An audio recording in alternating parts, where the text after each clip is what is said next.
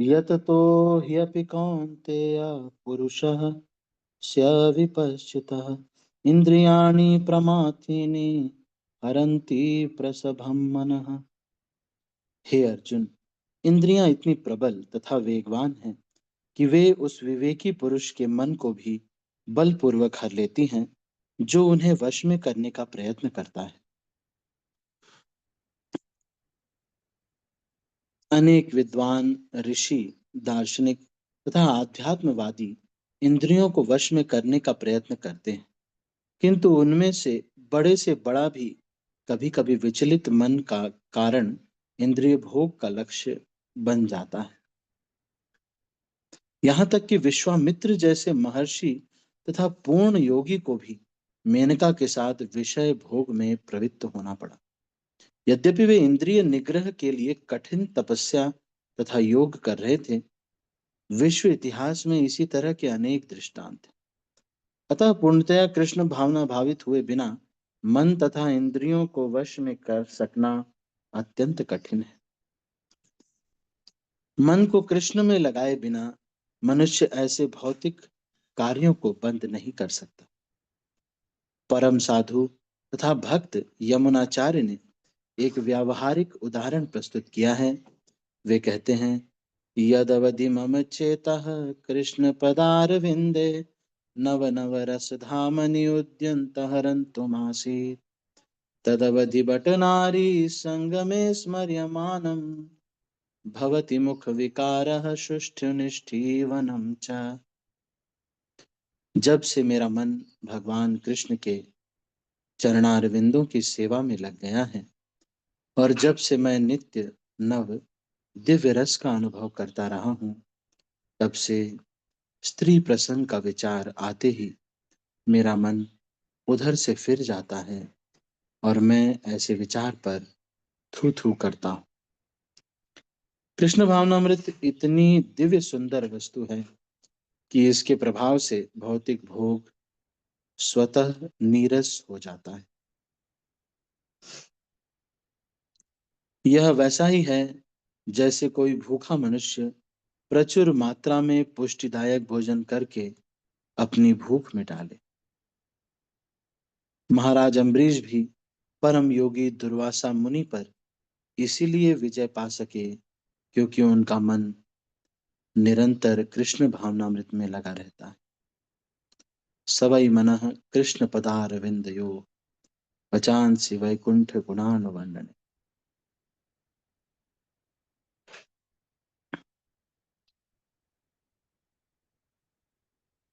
तो यहाँ एक छोटी सी कहानी हम सुनेंगे,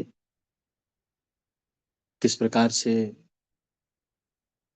यामुनाचार्य, जो कि रामानुजाचार्य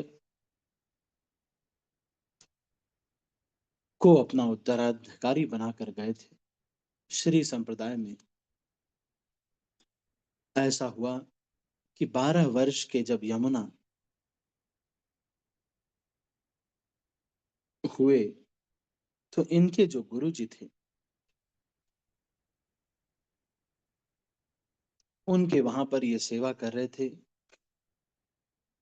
और विद्वत जन कोलाहल नाम का एक बहुत बड़ा विद्वान वहां पर उस एरिया में आया और उससे जो भी शास्त्रार्थ करता, जो हार जाता तो उसको कर चुकाना पड़ता। तो सारे विद्वानों को हराते हुए वो आया था। तो एक दिन राजा के यहाँ पर विद्वजन कोलाहल जो है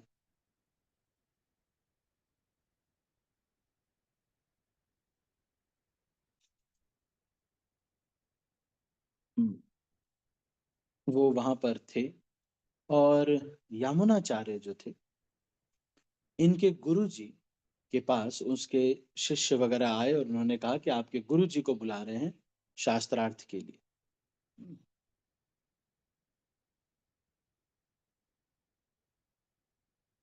तो शास्त्रार्थ के लिए, हाँ नहीं, इनको हरा दिया था इनके गुरु जी को और फिर टैक्स चुकाने की बात आ रही थी कि भाई हर बार टैक्स देना पड़ता है।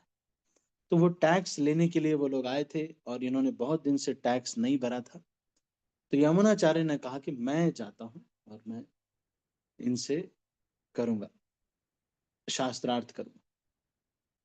शास्त्रार्थ करने के लिए यमुनाचार्य जब गए तो इन्होंने वहां पर जाने से पहले इन्होंने कहा कि क्योंकि मैं इतने बड़े व्यक्ति से शास्त्रार्थ करने जा रहा हूं, तो मेरा भी राजसी ठाट बाट के साथ मैं भी जाना चाहिए। तो फिर बड़े हाथी पर इनको बैठा के ले जाया गया और वहां पर राजा और रानी में ये शर्त लगी। रानी ने राजा ने कहा कि यदि कोई व्यक्ति इनको हरा देता है तो उसको आधा राज्य मिल जाएगा। तो यमुनाचार्य ने इनको हरा दिया। यमुनाचार्य ने उनको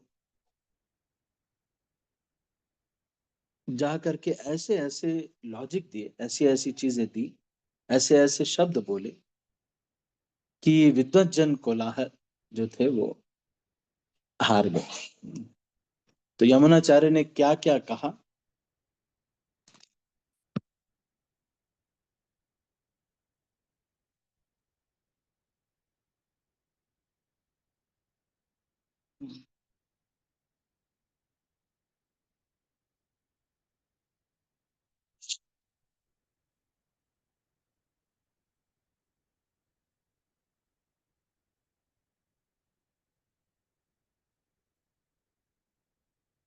यमुनाचार्य आलवंदार।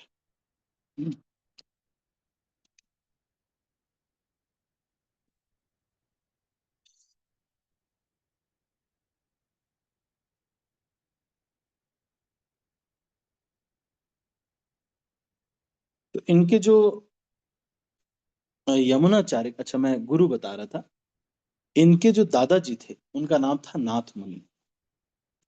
वो अष्टांग योग इत्यादि में बहुत प्रकांड विद्वान थे और उसके साथ साथ वो बहुत ही बड़े भक्त भी थे।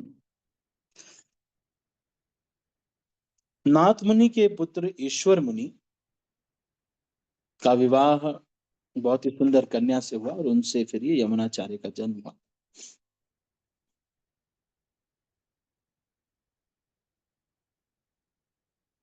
तो यमुना देवी जो वृंदावन में बहती हैं उनके नाम पर इनका नाम पड़ा यमुनाचार्य।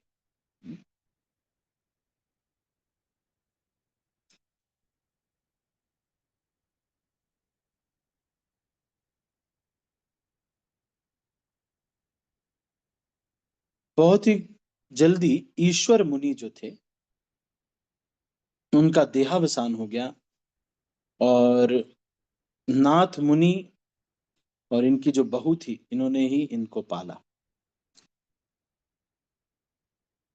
5 साल के जब ये बालक थे तो भाष्याचार नाम के इनके जो स्कूल के टीचर थे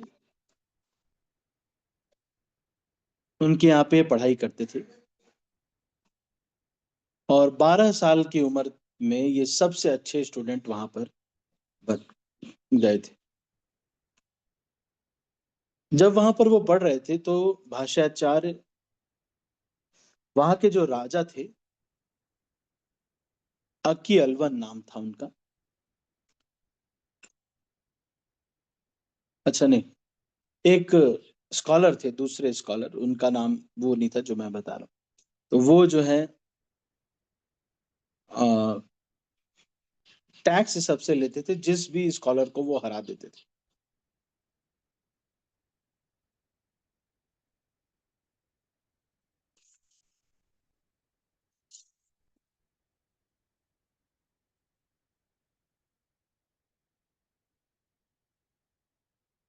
तो नाम इनका यही था, विद्वज्जन कोलाहल ही नाम था, क्योंकि ये इन्होंने कहा कि ये सबके हृदय में कोलाहल उत्पन्न कर देते थे। तो यमुनाचार्य जो थे वो गए उनको हराने के लिए, जैसा मैंने बताया, है ना। और फिर जब ये यमुनाचार्य वहां पहुंचे अपने गुरु को स्मरण करते हुए, नाथ मुनि को स्मरण करते हुए, हम्म,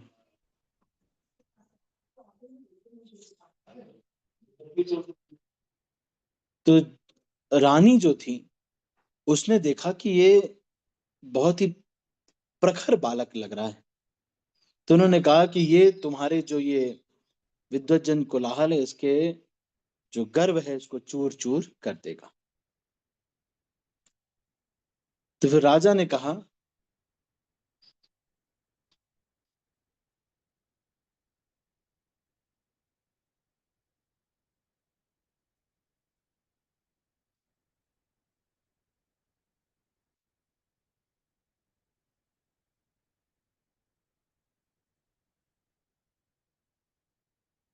राजा ने भी वहां पर सट्टा लगाया, मतलब वहां पे लगाया कि अगर इसने हरा दिया विद्वज्जन कोलाहल को तो मैं इसको आधा राज्य दे दूंगा। और रानी ने कहा कि यदि इसने ये नहीं हरा पाया तो मैं तुम्हारी जो दासी है उसकी दासी बन जाऊं।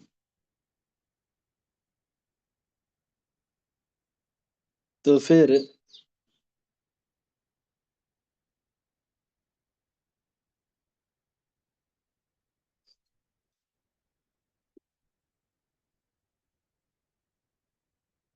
उसके बाद जब उसने देखा कि ये यमुनाचार्य आए हैं, यमुना बेटा ये आया है, तो उसने कहा, आलवंदार, और ये तुम्हें हराने के लिए आया है, रानी ने कहा।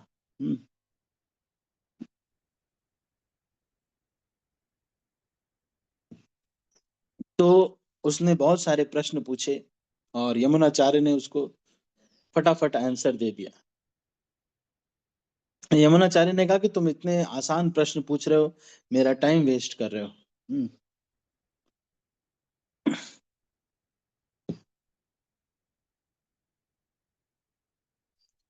तो आप अब प्रश्न पूछिए, ऐसा विद्वज्जन कोलाहल ने कहा।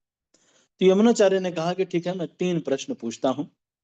सबसे पहला प्रश्न ये, आपको इस मेरे स्टेटमेंट को गलत साबित करना है। सबसे पहला क्या है?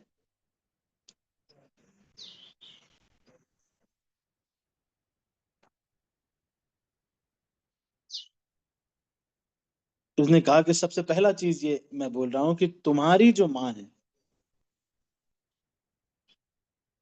तुम्हारी माँ बांझ नहीं है।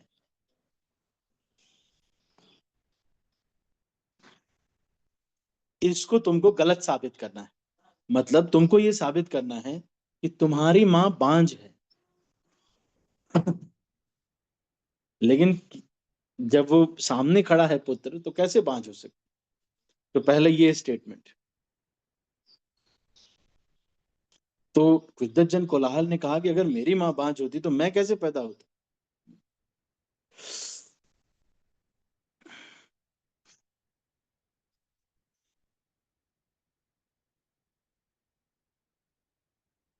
तो ठीक है, उन्होंने कहा कि ठीक है, मैं बाद में इसको बताऊंगा।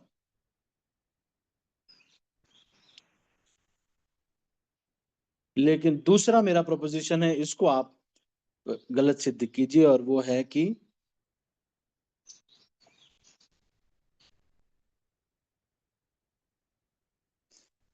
हमारा जो राजा है ये बहुत ही पुण्यवान राजा है। इसको आप गलत साबित कीजिए। मतलब ये पापी है राजा, ये सिद्ध करना है। तो उसने कहा कि अरे राजा के सामने मैं कैसे इसको सिद्ध कर दूं, राजा मुझे मार डालेगा। यमुनाचार्य ने कहा कि ठीक है, मेरा तीसरा जो है वो है कि तीसरा प्रोपोजिशन है कि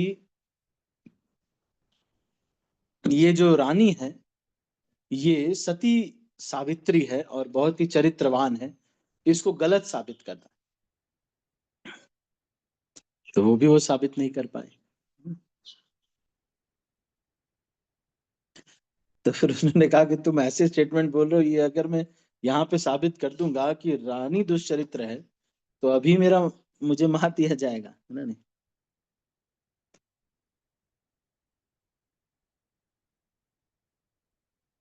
फिर यमुनाचार्य ने कहा कि आप हार गए हैं। फिर उन्होंने फिर समझाया कि सबसे पहला मेरा था कि आपकी माँ जो है बांझ है। वो कैसे है? कि जिस माँ को केवल एक ही पुत्र होता है उसको बांझ समझा जाता है। तो क्योंकि आप एकमात्र पुत्र हैं अपनी माँ के, इसलिए एक पुत्र वती को भी मनु संहिता के अनुसार जो है बांझ ही समझा जाता है। लेकिन भक्ति में तो जो आ गए हैं तो वो तो खुद भी भगवत धाम जाएंगे। और पुत्र का मतलब ही है कि त्राण करने वाला। अगर पुत्र है, पुत्री है, जो भी है, अगर वो भगवान का भजन करती है तो वो उसको तार सकती है। तो ये वैष्णवों के लिए नहीं है। मनु संहिता एक श्रीमद् भागवतम से नीचे का ग्रंथ है, तो इसलिए वैष्णवों के लिए नहीं बात हो रही। Even though he is a man of such merit, mother gave birth to only one son, even though he is a man of such merit as yourself, according to shastra she must be considered barren। तो ये दूसरा उन्होंने कहा कि राजा जो है, हर एक व्यक्ति पूरे राज्य में जो होते हैं उनका जो भी वो पाप करते हैं उसका 1/6 लेता है, 1/6 भाग लेता है, इसलिए राजा भी पापी है। और तीसरा मैंने कहा था कि क्योंकि रानी जो है वो राजा जो है वो अग्नि, वायु, सूर्य, चंद्र, यम, कुमेर, वरुण और इंद्र, इनका प्रतिनिधि होता है। इसीलिए रानी कई लोगों की पत्नी मानी जाती है। इसीलिए इसको जो है कहा जाएगा कि ये चेस्ट नहीं कहा जा सकता। तो सब लोग जोर जोर से चिल्लाने लगे, आलवंदार आलवंदार आलवंदार। तो ऐसे जो यमुनाचार्य हैं इनको राज्य मिल गया। राज्य मिल गया, ये राज्य भोग में लग गए, सोचिए। और इनको राज्य मिल गया, यमुनाचार्य राज्य में अपना भोग में लग गए। और बहुत सारे आसपास के राज्यों को कॉन्कर भी कर लिया। और सारा आध्यात्मिक ज्ञान भूल गए और सब कुछ भूल करके, भगवान की भक्ति भूल करके,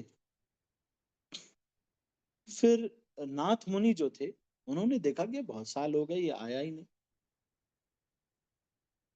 तो जब नाथ मुनि मरने वाले थे, इन्होंने यमुनाचार्य के लिए राम मिश्रा नाम के अपने शिष्य को बोला कि तुम जाके उसको लेके आओ।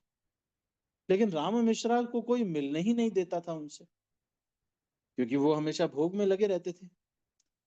जब यमुनाचार्य 35 साल के हो गए, देखिए कैसा व्यक्ति जो कि इतना शक्तिशाली भक्ति में है, ऐसे यमुनाचार्य जिनका श्लोक यहाँ पर आ रहा है, ऐसे व्यक्ति कितना भ्रमित हो गए। लेकिन एक सन्यासी के रूप में राम मिश्र गए और उन्होंने कहा कि मैं कुछ अच्छा भोजन राजा को खिलाना चाहता हूं। तो ये एक तुड़ुवलई नाम का एक घास होती है, जिसको खाने से व्यक्ति सतोगुण में आ जाता है, उसको ये लेकर के गए और इसका हर दिन साग इनको खिलाया करते थे। अरे पत्ते पत्ते होते हैं उसका, इनको खिलाया करते थे।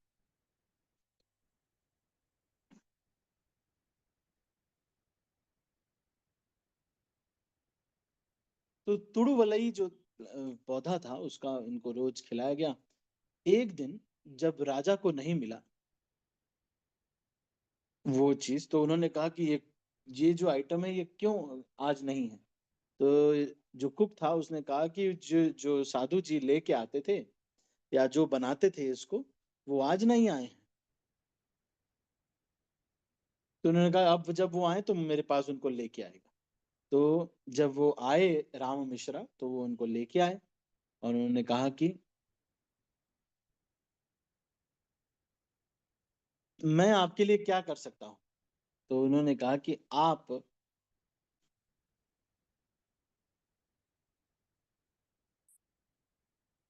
मैं आपको अकेले में कुछ बताना चाहता हूँ, लेकिन मैं आपको वहां पर एक बहुत बड़ा खजाना रखा हुआ है, वो नदी के बीचों बीच मिलेगा।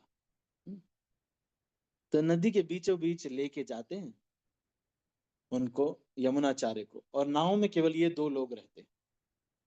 और इस बीच जाते जाते राम मिश्रा भगवत गीता के श्लोक गाते रहते हैं। तो भगवत गीता के श्लोक गाते हुए राम मिश्रा इनको लेके जाते हैं। पूरी नाव जब बीच में पहुंचती है तो फिर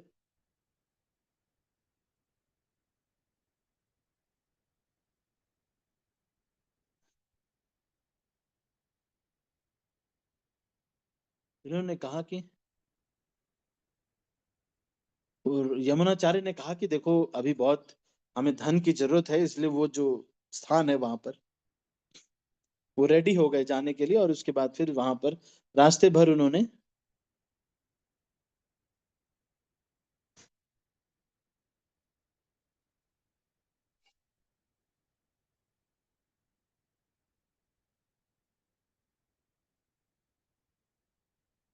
वो लेके जाए। फिर इन्होंने क्या किया,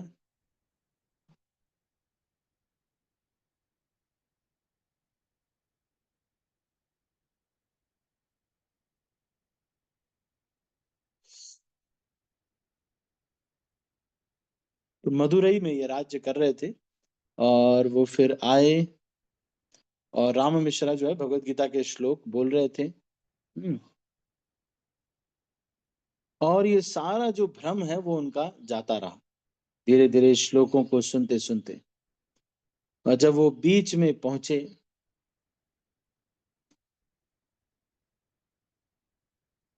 जब वो 8वें श्लोक पर पहुंचे, 12वें अध्याय के 8वें श्लोक पर पहुंचे भगवत गीता के, मयि एव मनाधस्व मयि बुद्धिम निवेशय निवशस्ति मयि एव अत ऊर्ध्वं न संशयः। Fix your mind on me alone. Let your intellect rest in me. You will live in me alone hereafter. There is no doubt about it. तो इस तरह से जब उनको ये सुना, और यमुनाचार्य ने कहा कि बस बस, मैं अपना जीवन किस तरह से वेस्ट कर रहा हूं और तुमने मेरी आंखें खोल दी हैं। यमुनाचार्य ने कहा कि अब राज्य में नहीं जाना है, जिसको राज्य लेना हो ले लीजिए। फिर राम मिश्रा ने बताया कि मैं आपके गुरु नाथ, आप दादाजी नाथ मुनि का